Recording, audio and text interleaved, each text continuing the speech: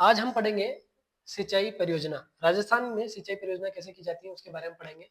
तो सिंचाई परियोजना है, सबसे पहले सिंचाई के साधन, सिंचाई के क्या क्या साधन है उसके बारे में पढ़ेंगे। तो राजस्थान में नलकूप, नहर, कुएं, तालाब और अन्य इनसे सिंचाई की जाती है। तो नलकूप से 42%, नहर से 30% और कुएं से 24%, तालाब से 1% और अन्य से 3%। ये राजस्थान में सिंचाई की, इनका इतना इतना योगदान है। आगे पढ़ेंगे हम कि सिंचाई परियोजना का वर्गीकरण।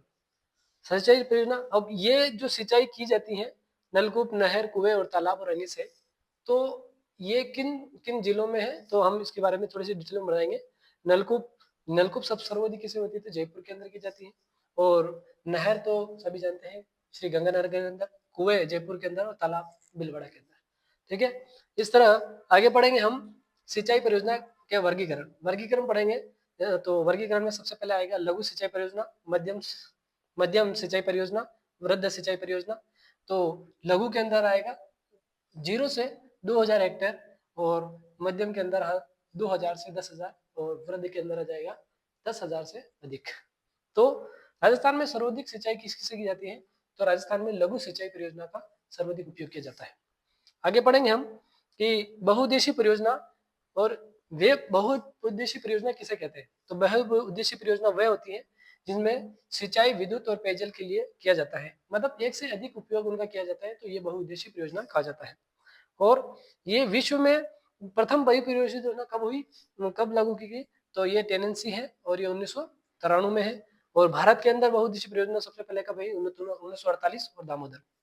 और राजस्थान में प्रथम बहुउद्देशीय परियोजना है तो गंगा नहर है और 1948 है या 1950 है, सॉरी।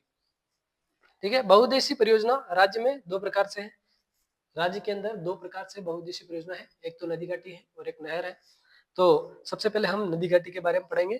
तो नदी घाटी के अंदर सबसे पहले आता है चंबल नदी, चंबल नदी। और इसके बाद कौन कौन सी परियोजना है उसके बारे में, तो एक तो चंबल परियोजना होगी, एक चंबल बहुउद्देशीय परियोजना, माही बहुउद्देशीय परियोजना, भाखड़ नागल बहुउद्देशीय परियोजना ये सतलज नदी, और व्यास बहुउद्देशीय परियोजना ये व्यास नदी पे है, और रेणुका बहुउद्देशीय परियोजना जो गिरी नदी पर है, और लाखेरा बहुउद्देशीय परियोजना ये यमुना नदी पर है।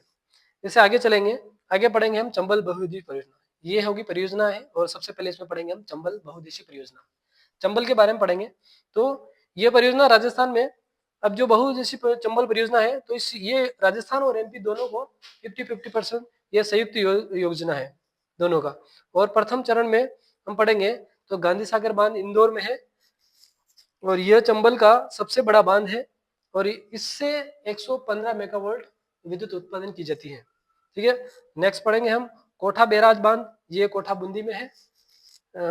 कोठा बूंदी में इसका यो सप्लाई की जाती है और इस पे दो नहरें निकाली गई है, एक तो बाई तरफ है एक दाई तरफ है। तो बाई तरफ में कोठा बूंदी और दाई तरफ में कोठा बूंदी और एमपी इसमें इंक्लूड है। इस तरह से ये निकाली गई है और इसके ऊपर 14 लिफ्ट नहरें निकाली गई है। राजस्थान के अंदर 14 लिफ्ट नहरें निकाली गई है चंबल के अंदर। तो इसमें 14 में से 8 राजस्थान के अंदर है और 6 एमपी के अंदर है। तो हम राजस्थान के अंदर जो 8 लिफ्ट नहरें हैं उसके बारे में हम आपको बताएंगे।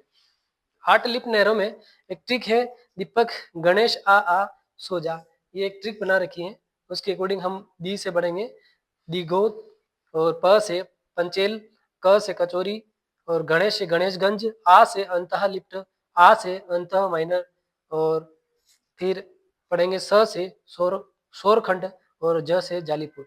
ये है, इसमें से एक दिगोद है जो कोठा के अंदर है और एक जालीपुर है जो कोठा के अंदर है, बाकी सारी 6 जो है वो 12 के अंदर है। तो ये है चंबल अपने राजस्थान में 8 लिफ्टों के बारे में। धन्यवाद।